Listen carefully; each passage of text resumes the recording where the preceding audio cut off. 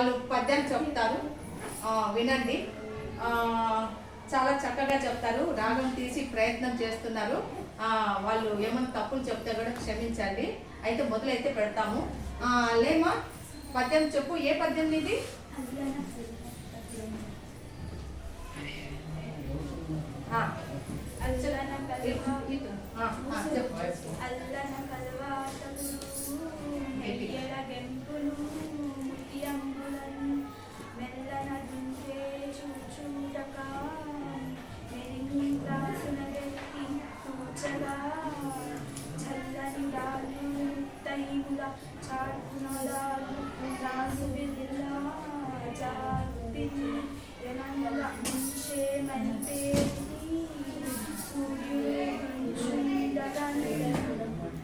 గట్టిగా పాడి. రాత్రి అనే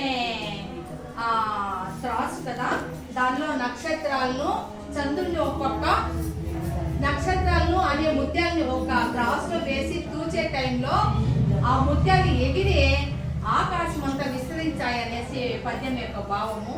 చాలా చక్కగా చెప్పారు, కానీ కొంచెం గట్టిగా ఆ గొంతు తీసింటే బాగుండేది. క్లాస్ కొట్టండి. అమ్మాయి ఒక పద్యం చెప్పింది కదా, మీరు ఎవరన్నా కానీ ఒక పద్యాన్ని ఉపయోగించి చెప్పగలుగుతారా రాగం తీసి? వెళ్ళమ్మా, ఇప్పుడు ఒక పద్యం చెప్పమ్మా. తల్లి తండ్రి మీద దయలేని పుత్రుడు, పుట్టనేని వాడు గిట్టనేమి, పుట్టలోన చల్ల పుట్టదా గిట్టదా, విశ్వదాభిరామ వినురవేమో. వాళ్ళు చాలా చక్కడైన పద్యము. తల్లిదండ్రుల మీద దయలేని పుత్రుడు అంటే తల్లిదండ్రులు ప్రేమగా చూడనటువంటి పుత్రుడు ఉంటే ఎంత, ఉండకపోతే ఎంత. అంటే పుట్టలో చెదులు పుడతాయి, సస్తాయి, వాటి వల్ల ప్రయోజనం లేదు కదా అనేసి ఈ పద్యం యొక్క భావము. ఆ భావము ఈ అమ్మాయి చెప్తుంది. రామా, తల్లిదండ్రుల మీద ప్రేమ భక్తి లేని వారి పుట్టిన పంచిన అది ఎట్లంటే పుట్టలోన పిల్లలు పుట్టుంటాయి, చనిపోతాయి, వాటిని వలన ఎవరికి ప్రయోజనం లేదు. నిజమే కదా, ఈ కాలంలో కూడా పిల్లలు అలాగే తయారవుతున్నారు. తల్లిదండ్రుల మీద ప్రేమ కలిగి ఉండాలి. అలా కలిగి ఉండేవాడు పుత్రుడు గొప్పవాడుగా ఎప్పుడు అభివృద్ధి చెందుతూనే ఉంటాడు.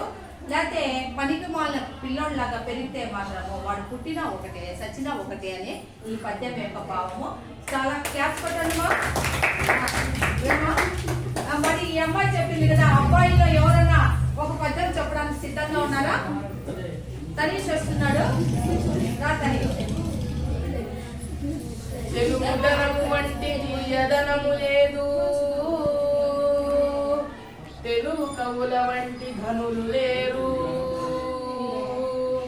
తెలుగు తల్లి సాధు జన కల్పవల్లిరా, లలిత సురాజాల తెలుగు బాల. క్లాప్స్ కొట్టండి. చెప్పాడు. దీనికి సంబంధించి భావం నీ దగ్గర ఉందమ్మా లేదా? ఈ తెలుగు తల్లి అంతటి గొప్ప తల్లి ఎక్కడా లేదు. తెలుగు భాష అంత అద్భుతమైనటువంటి భాష కూడా లేదు అనేసి చాలా చక్కగా చెప్పాము. క్లాస్.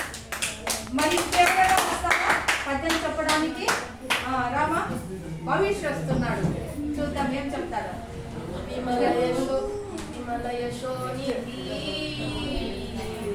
విమలయశోనిధి పురుష వృత్త మెరుంగుచునుండు, జూవే వేదములను పంచభూతములు ధర్మువు సంధ్యలు నంతరాత్మయున్, యముడును చంద్ర సూర్యులు నహంబును రాత్రియు నన్మహాపదార్థము, దివియుండగా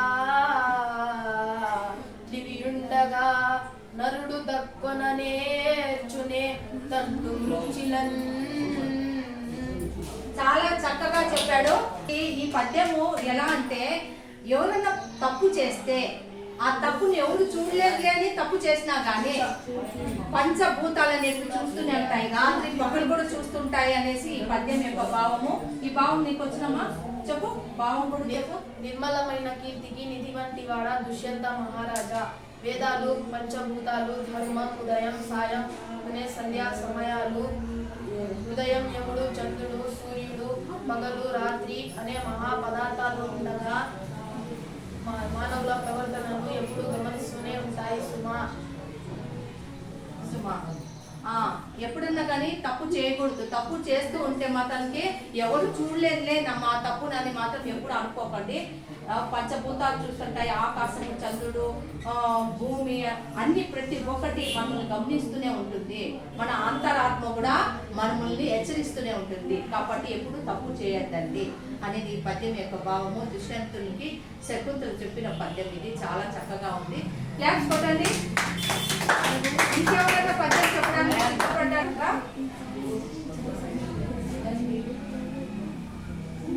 గంగిగోవు పాలు గడగడైన చాలు కరవడైన నీటి కర్మ పాలు భక్తి కలిగి కూడి భట్టడైన చాలు విశ్వదావిరామ వినువరేమా.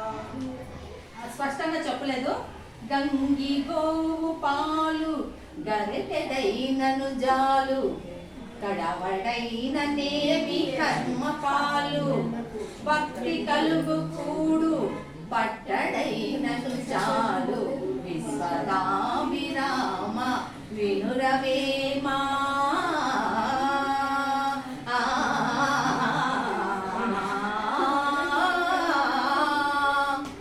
రాగము పద్యానికి రాగం తీస్తుంటే ఆహా ఎంత అద్భుతంగా ఉంటుందంటే, పాయసంలో జీడిపప్పు ద్రాక్ష వేసుకొని తింటూ ఉంటే ఎంత రుచిగా ఉంటుందో అంత రుచిగా ఉంటుంది పద్యం రాగం తీసి చెప్తే.